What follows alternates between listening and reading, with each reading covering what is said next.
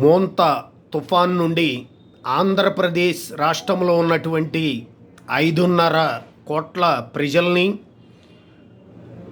ఆస్తుల్ని, పశుపక్షాలని నష్టం కలగకుండా కాపాడినటువంటి మన ఆంధ్రప్రదేశ్ రాష్ట్ర ముఖ్యమంత్రి చంద్రబాబు నాయుడు గారికి, వారి కుమారులు లోకేష్ గారికి ఆంధ్రప్రదేశ్ రాష్ట్ర ప్రజలందరూ కూడా వాళ్ళకి అభినందనలు తెలియజేయాలి.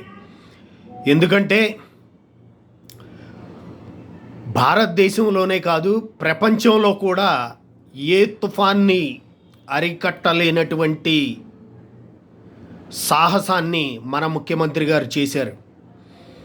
తుఫాను ప్రభావం ఎక్కువగా ఉండకుండా ప్రజల్ని ఎప్పటికప్పుడు వాళ్ళని సురక్షితంగా ఉంచడానికి, ప్రాణ నష్టం కలగకుండా ఉండటానికి, పశుపక్షాలు నష్టం కలగకుండా ఉండటానికి, ఆస్తిపాస్తుల్ని నష్టపోకుండా ఉండటానికి కాపాడారు.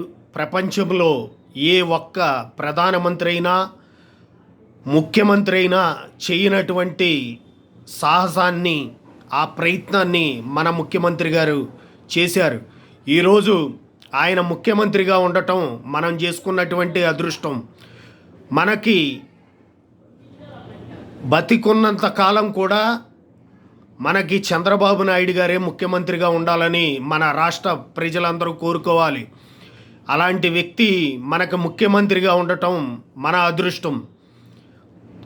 ఏ ముఖ్యమంత్రి కూడా ఇలాంటి సాహసాలు చేసి తుఫాన్ని ఆపలేకపోయారు.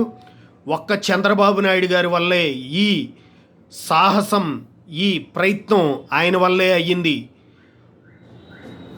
మనకి గతంలో ఎన్నో తుఫాన్లు వచ్చినాయి, కానీ ఆ తుఫాన్ల వల్ల ప్రాణ నష్టం కలిగింది, ఆస్తి నష్టం కలిగింది, పశుపక్షాల నష్టం కలిగింది.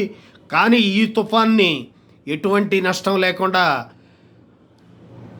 మన ప్రాణాలు కాపాడినటువంటి ముఖ్యమంత్రి నారా చంద్రబాబు నాయుడు గారు, వారికి నా తరపున, ఆంధ్రప్రదేశ్ రాష్ట్ర ప్రజల తరపున అభినందనలు తెలియజేస్తున్నాను. జై హింద్.